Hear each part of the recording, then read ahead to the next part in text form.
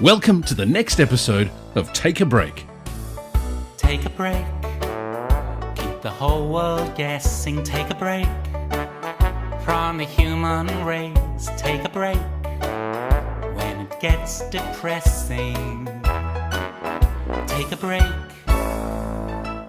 Pat Armistead is a voice for all that is joyful. In this series, she brings a fresh approach to emerging consciousness. Through conversational, social and emotional intelligence, she and her guests explore new models of leadership that embrace humour, empathy and compassion. Good morning and welcome to you all. Welcome to another episode of Take a Break. My guest today is Patrick, and I hope I'm pronouncing it right, Patrick Sonqo, who's been... Sonqo. Yes, thank you. Mm-hmm. Who's been living in Peru for a number of years, but we met, gosh, it's probably 16, 17, 18 years ago maybe, back in New Zealand when you lived there. And I'm delighted to have you here with us today. I was just remarking to Patrick, how shall I introduce you? And he said to me, he's actually given away all identities. So we're going to reveal what's contained within the vessel that's Patrick as we proceed.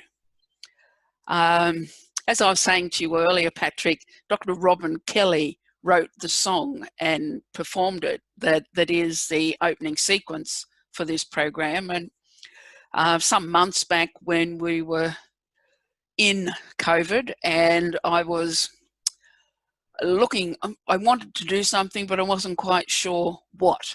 And then I revisited some of Robin Kelly's songs and I'm like, yes, okay, take a break.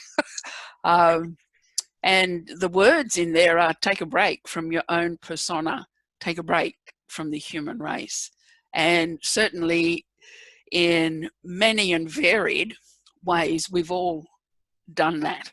So today I'd like to really be inviting from you some of the ways in which you've held space, stayed centered, because you haven't been able to be in your own home. You've been away for a long time and had to remain away. And how can we stay in that place consistently and not go into fear when it's like little explosions, hand grenades keep popping in front of us or around us. So love to hear your thoughts. Thank you. Well, first of all, thank you very much for having me here, Pat. It's really a pleasure. We have enjoyed this connection for a long time, so I'm really happy to give you an answer. So let me share just a little short story with you. So when we got here and we realized we were in quarantine and lockdown, I really realized this is not about humanity. This is not about what is really happening outside. This is about the earth. And very fast, I just had a sense it's a planetary ascension and we are very much part of it. And the only way I could possibly stay centered and be part of it was actually to be with Pachamama, Mother Earth. So living in Peru, but also having the Peruvian shamanic background brings me always back to the Quechua language. So what I did, instead of listening to news and conspiracy theory, I went in this apartment building where we still are. I went downstairs, I was sitting on the ground and I meditated with Pachamama. And I allowed myself just to become one with her shift.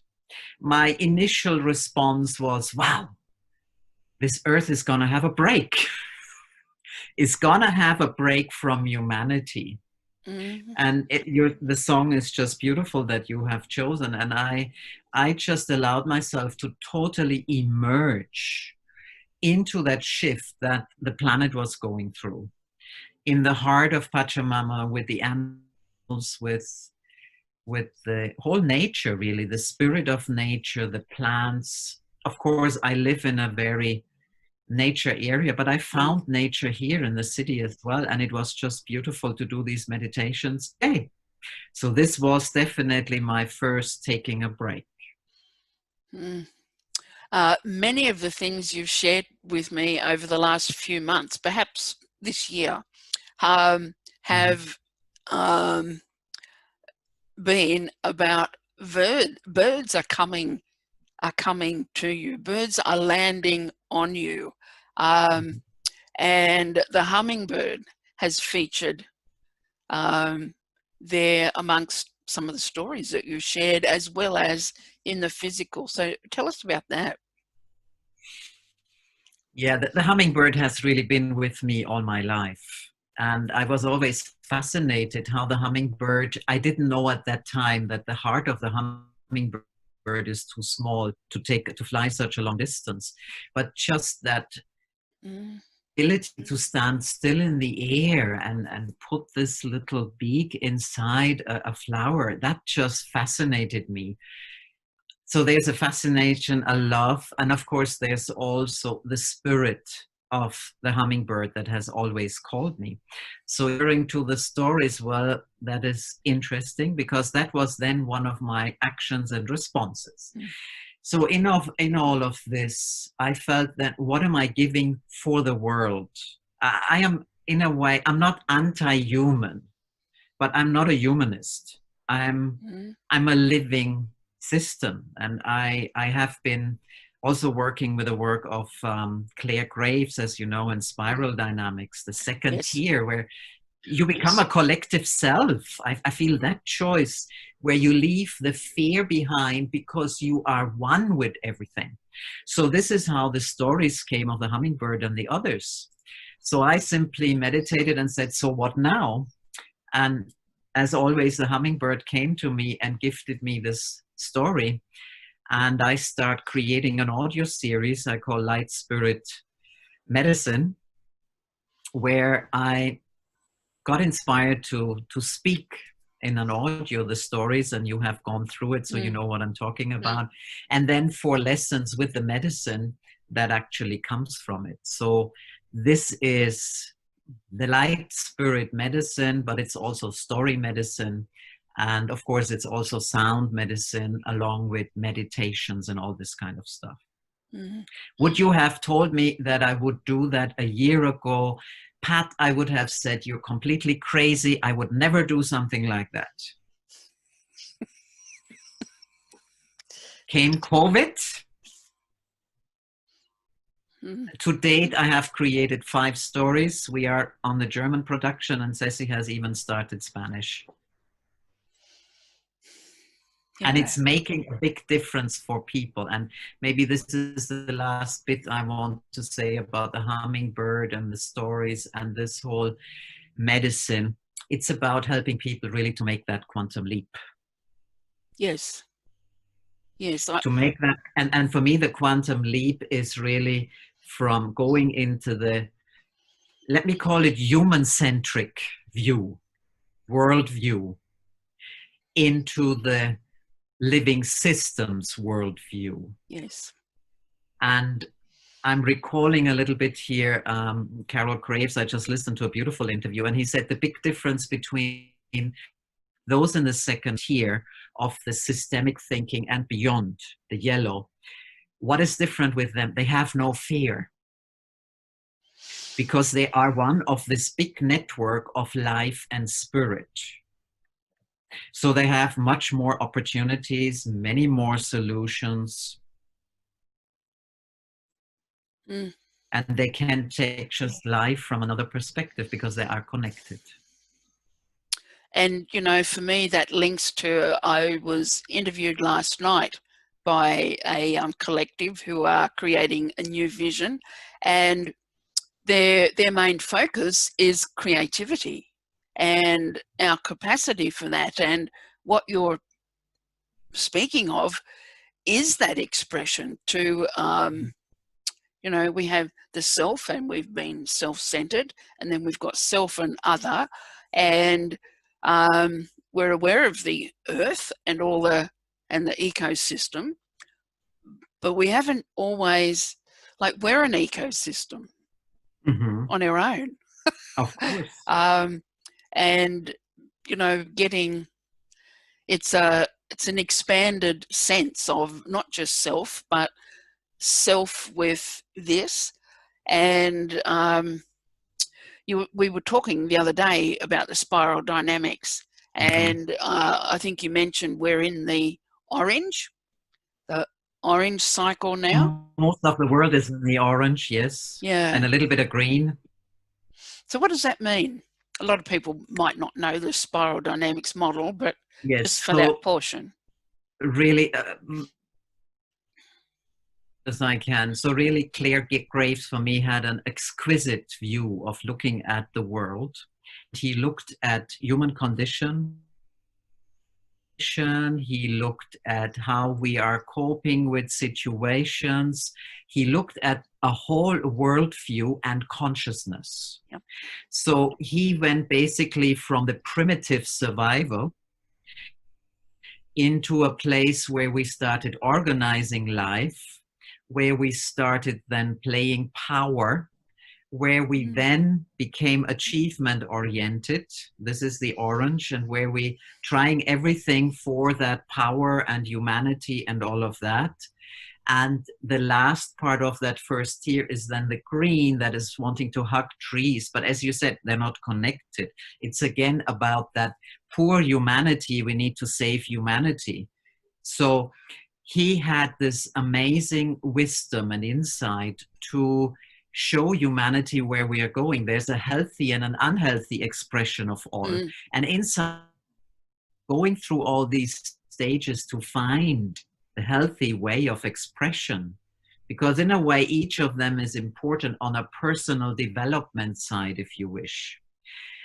If you want to use another word, in the second tier, when we're spiraling out of this is also the big evolution. This is the big ascension we're talking about, but then it becomes transpersonal. And the transpersonal goes beyond the self and actually comes into relation and participation with all life. So even the interaction in relationships as other humans, the beloved, the children, the parents, the whatever, becomes different, but it goes beyond that. So we're going into the environment, but we're going also to spirit. And this is maybe where many things that we're experiencing right now are different. When I'm one with spirit, I don't have fear. We were talking about this before as well. Well, I get guidance, so I trust. And it always works. Yes. The Clarissa Pinkola East is in her book, Women Who Run with Wolves. Did a lot of research for 3 or 4 years. She examined the wolf in the wild and how they be. And then she traveled the world gathering myths, legends, fairy tales, came back and wrote this massive tome of a book. And she spoke of the main theme that I got from it anyway was, she said, we have lost touch with the bare bones of our intuitive self. And gosh, it's 20 years plus that she wrote that book. And I remember first reading it before the turn of the century and thinking, oh, this is really a hard read. Then turn of the century, and now it's dog-eared, lots of post-it notes, and I refer often. So there's been, in my world, there's been since 1995 a real groundswell. We had Madan Kataria created laughter yoga. We had Patch Adams. We had multiple intelligence being espoused. We had positive psychology, moving out of the old depressed model.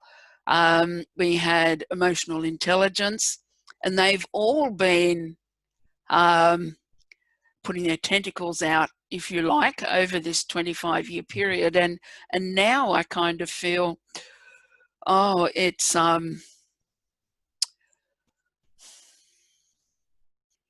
they've been the things that have influenced me. So I kind of feel it's just been a big leaf, and it's like a leaf of a book, but it's also like a tree, and the many facets of that. And I want to get back to the fear. So intuitively, I've seen this, or I've seen it. I've had a knowing of it as I've observed it all outflowing, and seeing how initially I had a struggle with joyology and, you know, daring to step out into that space, and then passage of time, and I persisted, and things became evident. My position became affirmed by what I was seeing, popping little pop-ups. And then now I still have periods where I feel like I'm still in both positions. For example, there were here in Melbourne, there were 3,000 people locked away. 47 had been tested positive for COVID. They weren't sick, but so they were all locked away. 500 police surrounding the building. And I noticed how stirred up I was by that. And I thought, why am I feeling such injustice? I actually don't know any of those people personally. And I went and explored that, and I saw how there had been so much injustice, or perceived injustice, in my own life. And I thought, there it is. So there's some little part of me that is an activist, and I've never used that word. But what I'm seeing is it's a driving force. Yes. You know, it's a driving force for me to access my good, and harness something. And I think it opens the mind to, you know, I ask the question often, what's here for me? And usually, you know, an answer comes in fairly quick. And I think, like you were alluding to before, for me, since the turn of the century, I see challenge and support side by side. In the past, they would have been not so close, but there's just that thing. And I think when I reflect back, after a series of losses and all that happened in 2000, I got present to my life and all aspects of it. And I just made a commitment, whatever comes now, I'm going to go to it. So didn't have a full understanding of that, but now really see, I pop out and to do something, and I always come home with a pretty amazing story. There'll be, and you know, I'm not in intention to find a story, but I am in intention. So I see things, and it concerns me that so many young people at the moment look out and don't see hope. That's and that is mainly because are not connected, and they are influenced by media or whatever that they are choosing to accept without questioning. So there's a little bit of a lack of critical thinking. As you may recall, I taught many years at university in New Zealand, and what a blessing to have students with me and helping them to make an inquiry, an appreciative inquiry, as we did with our friend Bruce, right? And ask positive questions and look for different answers, to step out of assumptions, and coming to the point where you become a luminous warrior, not afraid of breaking. So taking a break for me was also breaking to the intense energy I felt around me. So living in an apartment building and living in a little bungalow at the end of a village is complete different life. Yes. But I have appreciated really to break to it, to embrace my shadows, to dance, to really build over these last 5 months an integrated wisdom, an embodied wisdom, by having that courage and having that grit to I'm seeing that, and I gonna stick with it. I'm gonna stand up again. When I started the stories, you know, after the first, I wanted to stop because it's also my own story. It's also my own medicine. But no, I decided I'm sticking, and I continue that work because this is the medicine that the world needs. We are not at the time of slow pace. As you said, you know, these things come up fast. So you were triggered by an injustice in whatever shape or form it came. We can no longer run from that. Yes.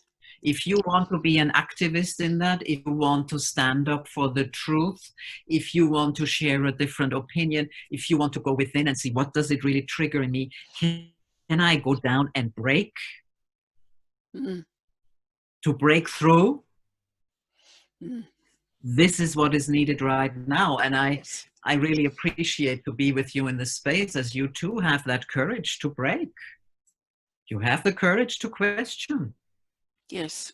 Yes. And I feel the most important thing is that we are really, and I say now you and me, that we're really able to say, okay, new world, new life. What can we do? Do it. I think this is let it be and just do it. And I'm coming back to your new world thing, you know, when of the things that just stuck with me, this is the school of Dr. Alberto Villaldo, but mainly the Andes shamanic, but all shamanic and indigenous knowledge is very similar. And one of the things that really stuck with me and came back to me, we are here to dream a new world into being. And part of the shamans was about that. And in order to do that right now, we're choosing a path of fire. It needs to be done fast. There is no time to think, what have we done wrong and how do we solve this problem or the other? No, we are here to create a new world and to dream it into being. So how wonderful that so many more people are in. And I am very delighted for the people I'm connecting right now. They want to create a new world. And we're realizing things that really touch us. Talking of fire, as you just alluded to, when you said that, I thought of the bushfires that we had here back in the new year. They just tore down the east coast of Australia. It's the worst fire experience that we've ever had. Just extraordinary. And it was that speed. You know, there were, and actually a lot of miracles. There was one fire truck, and the fire people were in the truck, and they were moving it back from a fire approaching, and suddenly they were engulfed. So there they are in the truck, protecting themselves to the best of their ability, thinking it's going to be over. And there's this footage, and here they are, and they've got protective sheets around them, special mats, and they got out. Unbelievable. And on the 15th of January, I think I've shared this with you, I saw a photo of a man in one of the papers, a victim of the fires, just sitting in a burnt out chair in front of all his burnt out house, devastation, and just utter despair in his whole countenance. And I just thought, I have to talk to him. So I knew his name from the article. I went on a search. He was a dairy farmer, so I found him in a listing, rang him, and only with the intention of I want to be a point of certainty at a time when it seems there's none. So I've been ringing him every day since the 15th of January. 5 minutes, 10 minutes, 15 minutes. I'm not there to coach or counsel. No. I just want to be that Pat's going to ring. Okay. Pat's going to ring today. So, and when I started to think about what I was doing, I thought, yes, I so would have loved that for myself back at the turn of the century when all of those things were happening. If I had had that in my life, how different would it have been? You know, yes, we need some assurance to do this journey alone, but we're still human, and to have that constancy when there is no constant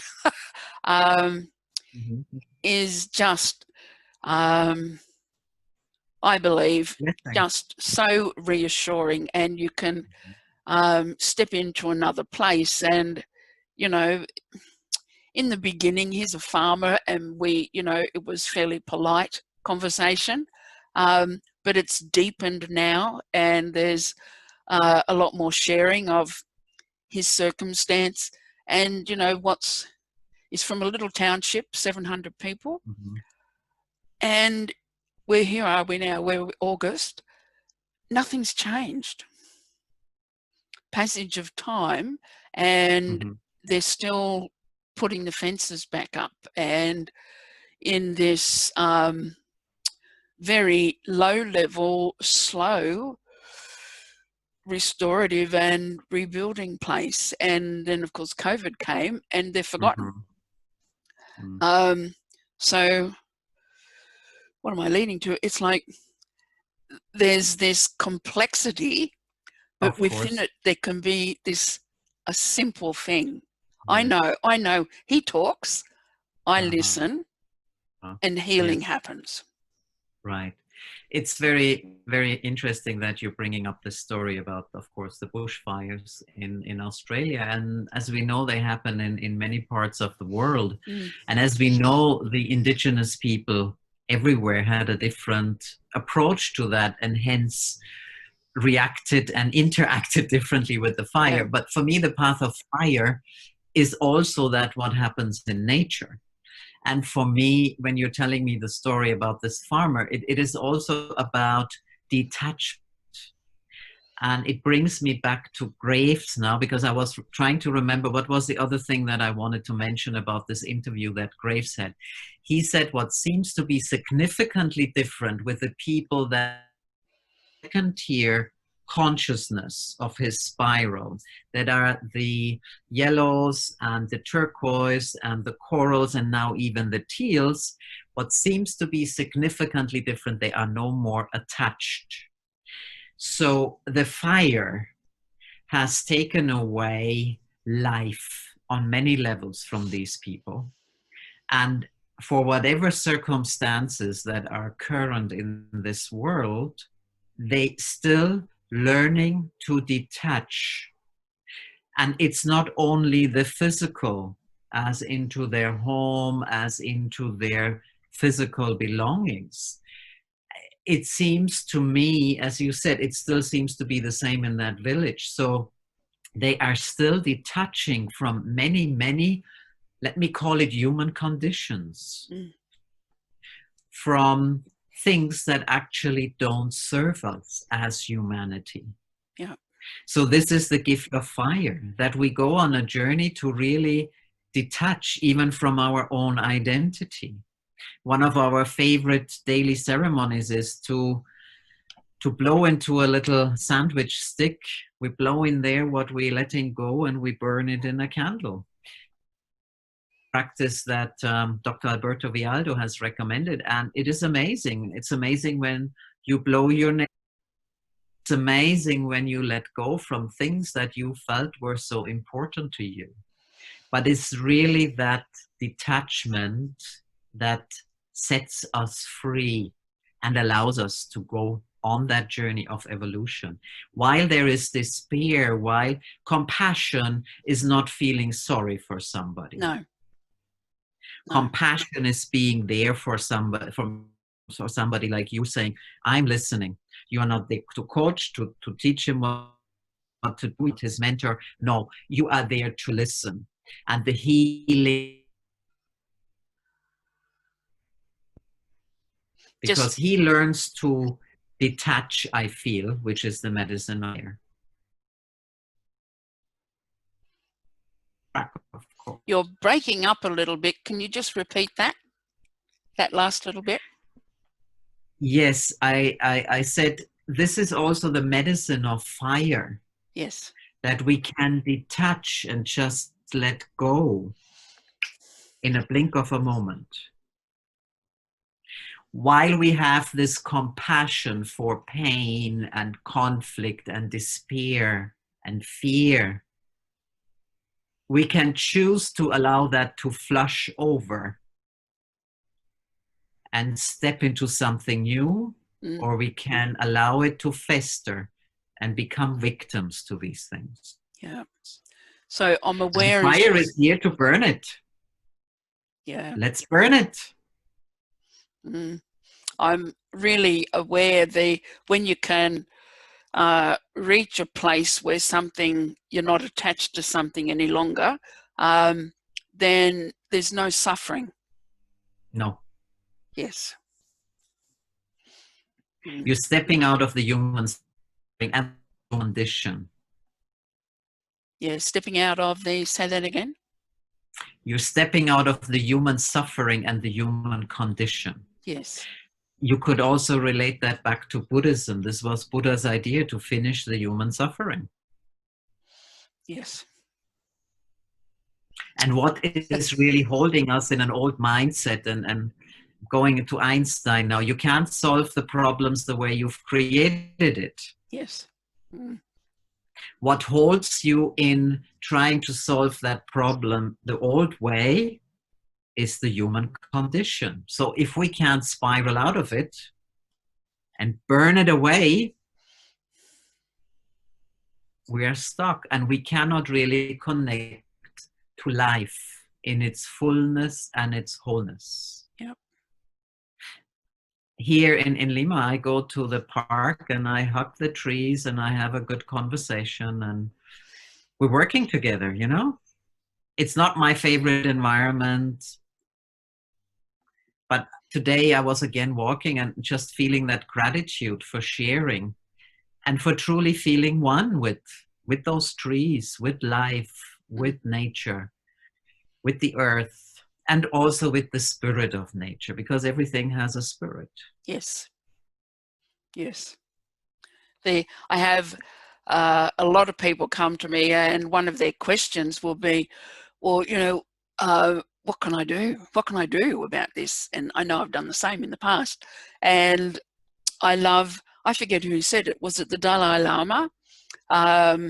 Certainly, I think it's a Buddhist practice. And the little sentence is, first do nothing. Mm-hmm. And, to have a level of trust and faith that we've got this. Mm-hmm. Mm-hmm. I also feel, of course, for many of us, first of all, it is really coming within.